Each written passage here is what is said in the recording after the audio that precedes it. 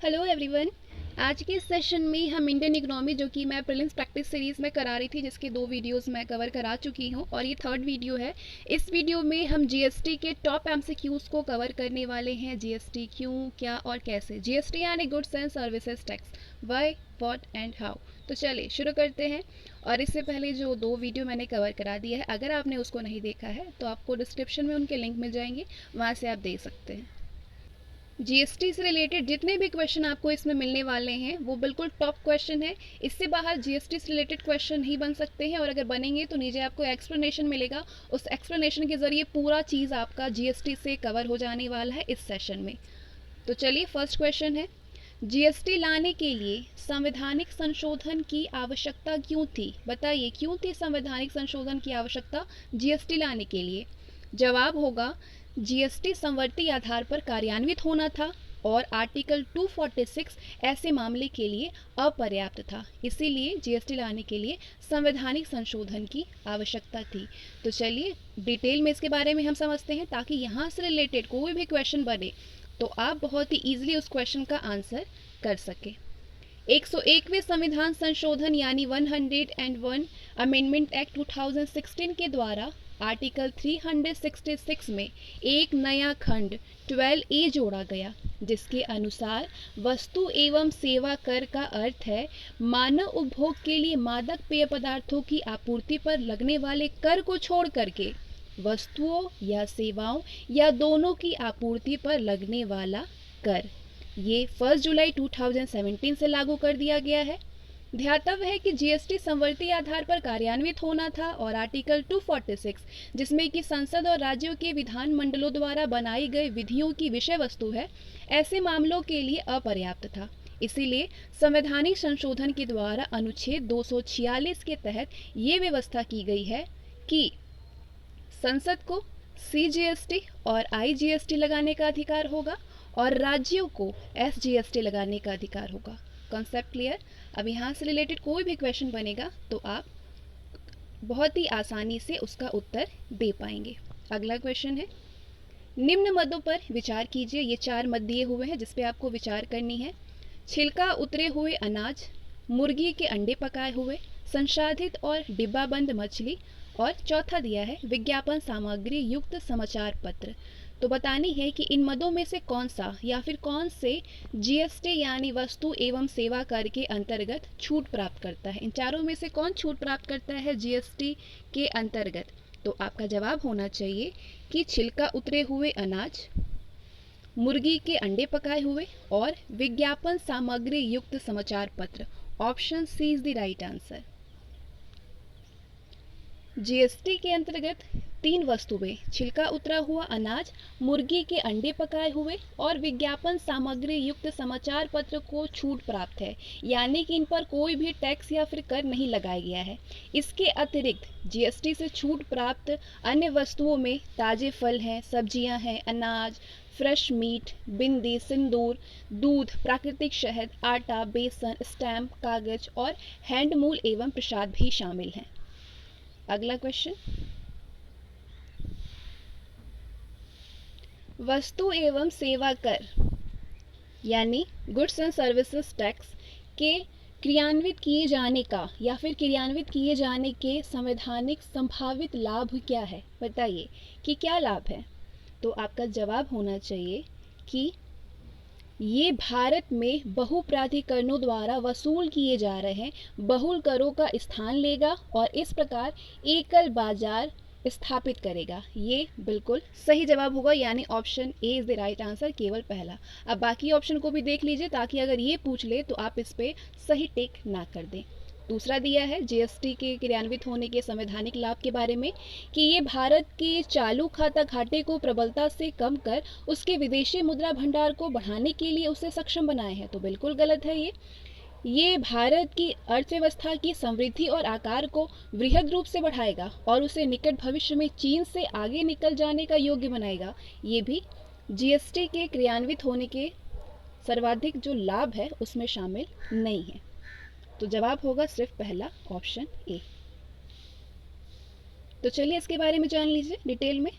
वस्तु और सेवा कर की अवधारणा पूरे देश में अप्रत्यक्ष करों से संबंधित एकल कर के रूप में विकसित की गई है, जबकि चालू खाते का संबंध जो है वो व्यापार संतुलन से है। जीएसटी को लागू किए जाने से भारत की अर्थव्यवस्था को अवश्य ही मजबूती मिलेगी, लेकिन ये निश्चय पूर्वक नहीं कहा जा सकता कि ये भविष्य में चीन से आगे होगा। इसीलिए दोनों ही स्टेटमेंट गलत है, केवल पहला सही है। नेक्स्ट क्वेश्चन, जीएसटी ई वे बिल। जीएसटी ई वे बिल के संदर्भ में निम्नलिखित जो ये दोनों कथन दिए हैं इस पे विचार करनी है। जीएसटी ई वे बिल के बारे में पहला कथन है कि ये 50,000 रुपये से अधिक मूल्य की वस्तुओं के केवल अंतर्राज्यीय लेन देन को ट्रैक करने के लिए तकनीकी ढांचा प्रदान करता है। और दूसरा कथन ये कह रहा है कि वस्तुओं के अंतर्राज्यीय लेन देन के लिए प्रत्येक राज्य हेतु अलग पारगमन पास की आवश्यकता होगी। और इसमें पूछ रहा है कि कौन सा सही नहीं है, तो आप अगर ध्यान से इसको पढ़ेंगे तो आपको पता चलेगा कि ये दोनों ही सही नहीं है। Option C is the right answer. पहला और दूसरा दोनों ही सही नहीं है। नए वस्तु एवं सेवा कर व्यवस्था में यानी जीएसटी व्यवस्था में 10 किलोमीटर से अधिक दूरी की बिक्री के लिए, ठीक है, 10 किलोमीटर से अधिक दूरी की बिक्री के लिए 50,000 रुपये से अधिक मूल्य के वस्तु के राज्य के भीतर और अंतर्राज्यीय लेन देन को ट्रैक करने के लिए इलेक्ट्रॉनिक ई वे बिल यानी ई वे बिल प्रणाली तकनीकी ढांचा प्रदान करती है। इसीलिए पहला जो स्टेटमेंट था वो गलत था। दूसरे स्टेटमेंट के बारे में बात करते हैं। ई वे बिल प्रणाली के अंतर्गत प्रत्येक राज्य के लिए अलग अलग पारगमन पास की आवश्यकता नहीं होगी, जबकि दूसरे स्टेटमेंट में दिया है कि होगी। वस्तु के लेन देन के लिए पूरे देश में एक ई वे बिल वैध होगा। इसलिए आपका स्टेटमेंट दूसरा जो है वो गलत है। अधिसूचित ई वे बिल नियमों के अनुसार इन वस्तुओं के लेन देन के लिए प्रत्येक पंजीकृत आपूर्तिकर्ता को ई वे बिल पोर्टल पर पहले ऑनलाइन पंजीकरण कराना आवश्यक होगा। और ये नियम ये भी निर्दिष्ट करते हैं कि वस्तु के लेन देन के लिए परमिट की वैधता 100 किलोमीटर प्रति दिवस होगी और उससे अधिक दिनों के लिए उसी अनुपात में वैध होगा। टैक्स अधिकारियों के पास टैक्स चोरी की जांच के लिए वस्तु के पारगमन के दौरान किसी भी समय ई वे बिल की जांच करने का अधिकार होगा। क्वेश्चन नंबर 5, जीएसटी यानी वस्तु एवं सेवा कर परिषद के संदर्भ में निम्नलिखित कथनों पर विचार कीजिए। कथन है, जीएसटी परिषद का अध्यक्ष भारत का प्रधानमंत्री होता है। बिल्कुल भी नहीं होता है। इसमें राज्यों का कोई प्रतिनिधित्व नहीं होता है। ये एक संवैधानिक निकाय है। और सही पूछ रहा है आपसे कि इसमें सही बताइए कि कौन सा है। आपके हिसाब से क्या सही होना चाहिए? तो आपका जवाब होना चाहिए कि इसमें केवल तीसरा ही है कि जीएसटी एक संवैधानिक निकाय है। इसमें सिर्फ राज्यों का प्रतिनिधित्व, यह बिल्कुल गलत है। और ये इसका अध्यक्ष प्रधानमंत्री होता है, ये भी गलत है। Option B is the right answer. Question number 6, GST यानी वस्तु एवं सेवा कर के संदर्भ में निम्नलिखित कथनों पर विचार कीजिए और इस कथन में आपको बतानी है कि कौन सा सही नहीं है, कौन सा स्टेटमेंट गलत है जीएसटी के बारे में। जीएसटी 1 अप्रैल 2017 से लागू हुआ है, तो आपका जवाब होगा कि बिल्कुल नहीं, क्योंकि तो जुलाई में लागू हुआ था। ये एक प्रत्यक्ष कर सुधार है, नहीं, ये तो अप्रत्यक्ष कर सुधार है। और तीसरा दिया है कि जीएसटी केंद्र और राज्य दोनों सरकारों के द्वारा नियंत्रित होता है। तो ये जो है, क्योंकि सही नहीं पूछा है, तो पहला और दूसरा दोनों सही नहीं है, तीसरा जो है ये सही है। तीसरा ऑप्शन बिल्कुल सही है और आपका जवाब होगा कि option D is the right answer. जो सही नहीं है वो है पहला और दूसरा यानी ऑप्शन डी। एक ऐतिहासिक कर बदलाव के रूप में वस्तु एवं सेवा कर 1 जुलाई ना कि अप्रैल 2017 से लागू हुआ, तो पहला इसलिए गलत है। वस्तु एवं सेवा कर भारतीय कराधान में सबसे क्रांतिकारी कर सुधार माना जा रहा है, तो ये एक अप्रत्यक्ष कर सुधार है, ना कि प्रत्यक्ष कर सुधार है। इसीलिए आपका दूसरा स्टेटमेंट भी जो था वो गलत था। केंद्र व राज्य दोनों स्तरीय अधिकारों को समेटते हुए जीएसटी केंद्र एवं राज्य दोनों सरकारों के द्वारा नियंत्रित किया जा रहा है, इसलिए तीसरा जो स्टेटमेंट था वो सही था। क्वेश्चन नंबर 7, वस्तु एवं सेवा कर यानी जीएसटी की सहायता से क्या होता है? सहकारी संघवाद को बढ़ावा मिलेगा, देश में आर्थिक एकीकरण सुनिश्चित किया जा सकेगा, या फिर एक देश एक कर एक बाजार के लक्ष्य को प्राप्त किया जा सकेगा। तो आपका जवाब होना चाहिए कि ये तीनों ही सही है। Option D is the right answer. पहला, दूसरा और तीसरा ही तीनों ही सही है। केंद्र व राज्य दोनों स्तरीय अधिभारों को समेटते हुए जीएसटी केंद्र और राज्य दोनों सरकारों के द्वारा नियंत्रित किया जा रहा है। जीएसटी सहकारी संघवाद को सुदृढ़ बनाते हुए देश में आर्थिक एकीकरण को सुनिश्चित कर रहा है। तो पहला और दूसरा दोनों ही सही है। बात करते हैं तीसरे कथन के बारे में।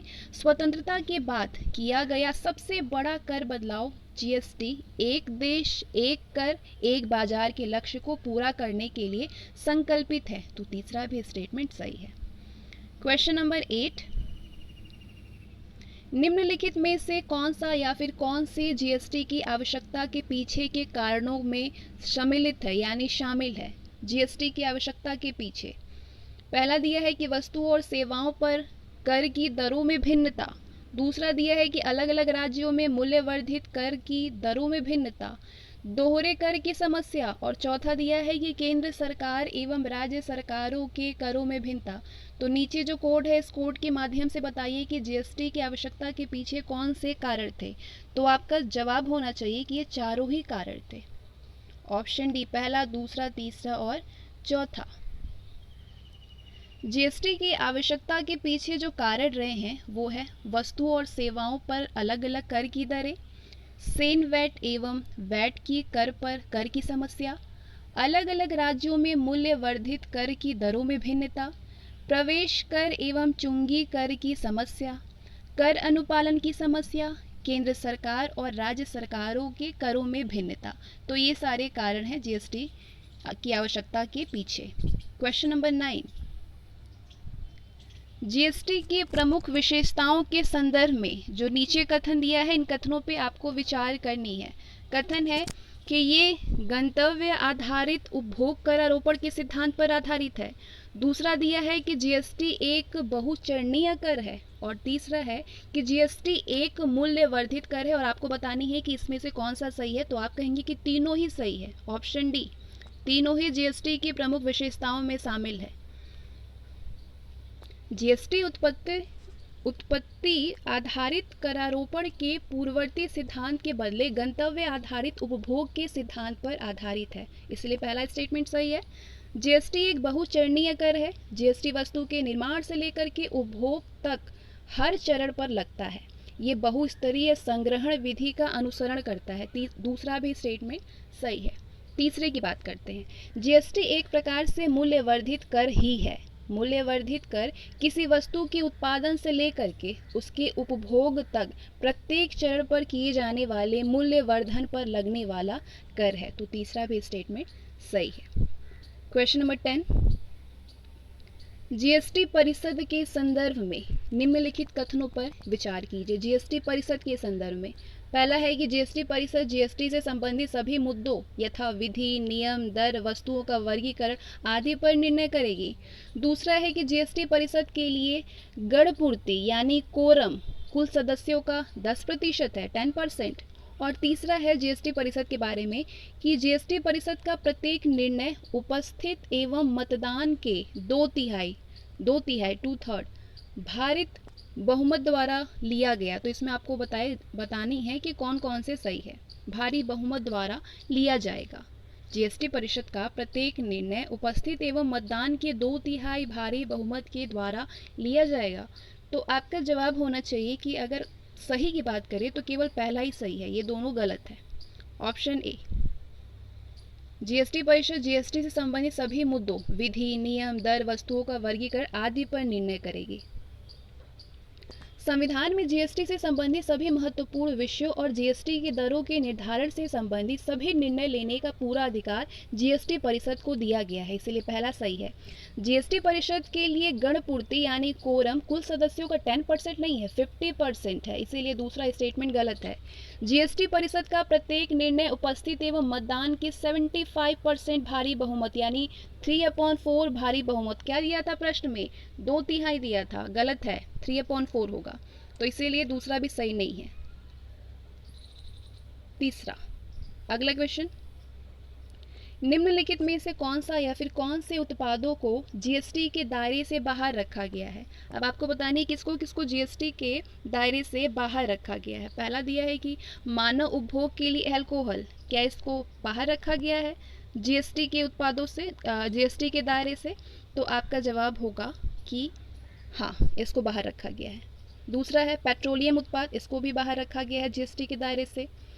प्राकृतिक गैस को भी बाहर रखा गया है। विद्युत को भी बाहर रखा गया। सही प्रश्न पूछ रहा है कि इनमें से कौन कौन सा सही है, और पूछ रहा है कि इनमें से जो उत्पाद है इनको किसमें, इन सारे उत्पादों को जीएसटी के दायरे से बाहर रखा गया है क्या? तो जितने भी ये चार उत्पाद हैं, ये चारों उत्पादों को जीएसटी से बाहर रखा गया है। ऑप्शन डी, पहला, दूसरा, तीसरा और चौथा। 101वां जो अमेंडमेंट हुआ था उसमें 2016 में, इसके तहत आर्टिकल 366 के खंड फर्स्ट ए में जीएसटी की परिभाषा के माध्यम से मानव उपभोग के लिए अल्कोहल को जीएसटी से बाहर रखा गया है। अस्थायी रूप से 5 पेट्रोलियम उत्पाद यानी कि पेट्रोलियम क्रूड, मोटर स्पिरिट यानी पेट्रोल, हाई स्पीड डीजल, प्राकृतिक गैस और विमानन टरबाइन ईंधन को जीएसटी से बाहर रखा गया है। इसके अलावा विद्युत को भी जीएसटी से बाहर रखा गया है। क्वेश्चन नंबर 12, जीएसटी लागू होने पर यदि राज्य को कुछ हानि होती है तो इस स्थिति में राज्यों की क्षतिपूर्ति के संदर्भ में निम्नलिखित कथनों पर विचार कीजिए। पहला कथन है कि राज्यों की राजस्व हानि की स्थिति में 3 वर्षों की अवधि तक क्षतिपूर्ति करने का प्रावधान किया गया है।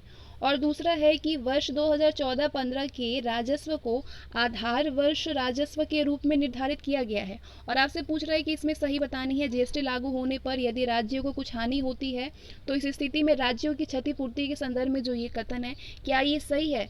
तो आपका जवाब होना चाहिए कि नहीं, ये दोनों ही गलत है, ना तो पहला और ना ही दूसरा।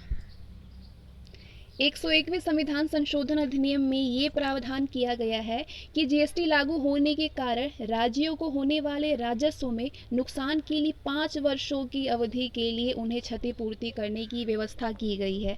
ठीक है, 5 वर्षों के लिए व्यवस्था की गई है और 3 वर्षों के लिए दिया हुआ था प्रश्न में, तो इसलिए वो गलत है। जीएसटी राज्यों को क्षतिपूर्ति अधिनियम 2017 ने वित्तीय वर्ष 2015-16 ना कि 14-15 को राजस्व आधार वर्ष राजस्व के रूप में निर्धारित किया गया है, इसलिए दूसरा भी स्टेटमेंट सही नहीं है। क्वेश्चन नंबर 13, निम्नलिखित कथनों पर विचार कीजिए। पहला कथन है, रिवर्स चार्ज सिस्टम के तहत जो ग्राहक सेवा लेते हैं, सेवा कर का भुगतान करने की जिम्मेदारी उन पर होगी बजाय सेवा प्रदाता के। दूसरा कह रहा है कि ई कॉमर्स प्लेटफॉर्म पर सेवा प्रदान करने वालों पर भी रिवर्स चार्ज लागू होता है, और बतानी है कि इसमें से सही कौन सा है। तो आप आंसर करेंगे कि दोनों ही सही है, पहला दूसरा दोनों ही सही है।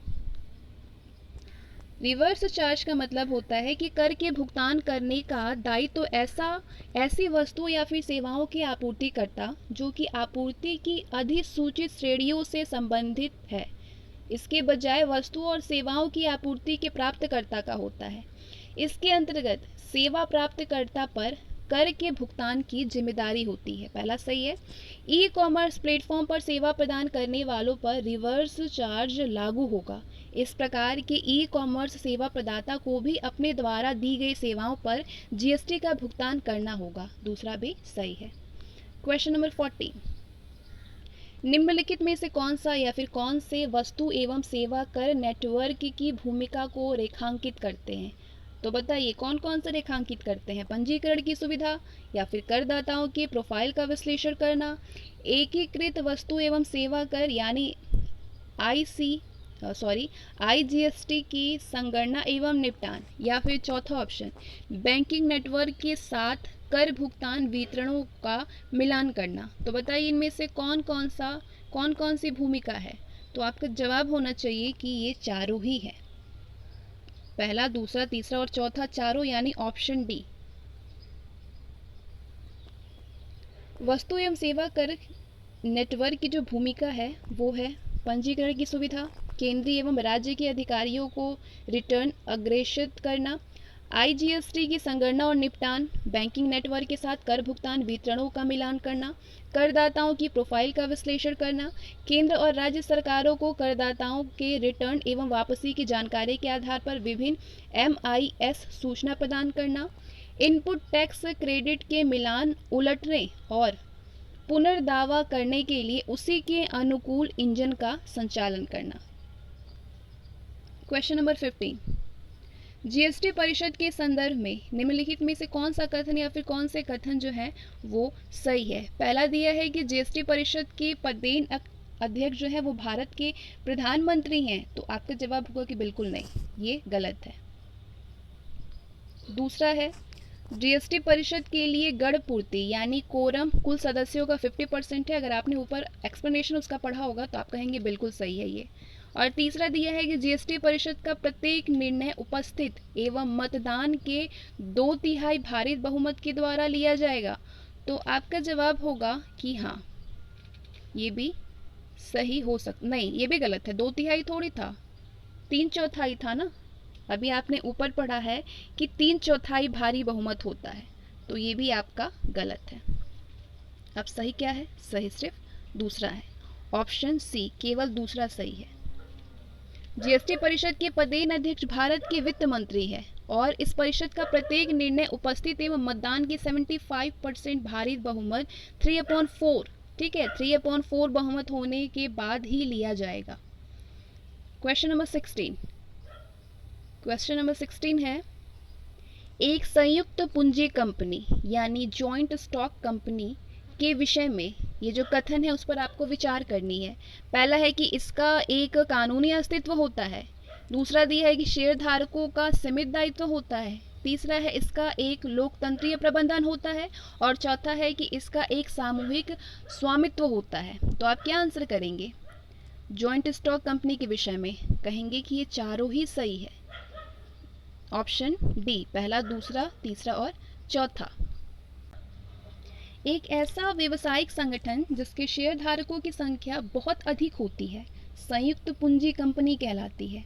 कंपनी के शेयर धारकों का स्वामित्व उनके शेयरों के अनुपात में होता है। संयुक्त पूंजी कंपनी भारतीय कंपनी अधिनियम 1956 द्वारा शासित होती है। इसमें शेयर धारकों का सीमित दायित्व होता है और कंपनी का प्रबंधन संचालन मंडल द्वारा किया जाता है, जिनका चुनाव सदस्यों के द्वारा किया जाता है। तो इस प्रकार संयुक्त पूंजी कंपनी का लोकतंत्रीय प्रबंधन भी होता है। डी ऑप्शन, पहला, दूसरा, तीसरा, चौथा सारा ही सही है। और इसके साथ आज का सेशन भी हमारा समाप्त होता है। जीएसटी से रिलेटेड टॉप 16 क्वेश्चन जो कि मोस्ट इंपॉर्टेंट क्वेश्चन है, इससे बाहर आपको क्वेश्चन बनते मुझे नहीं लगता दिख सकते हैं। और आपने एक्सप्लेनेशन पढ़ा है, एक्सप्लेनेशन के जरिए आपका सारा चीज़ इससे रिलेटेड कवर हो चुका है। तो चलिए मिलते हैं नेक्स्ट सेशन में। वीडियो को लाइक करिए, शेयर करिए, चैनल पे नहीं तो सब्सक्राइब करके बेल आइकन को प्रेस कर दीजिएगा ताकि जितने भी इंपॉर्टेंट वीडियोज़ आए उनके नोटिफिकेशंस आपको मिलते रहें। चलिए बाय।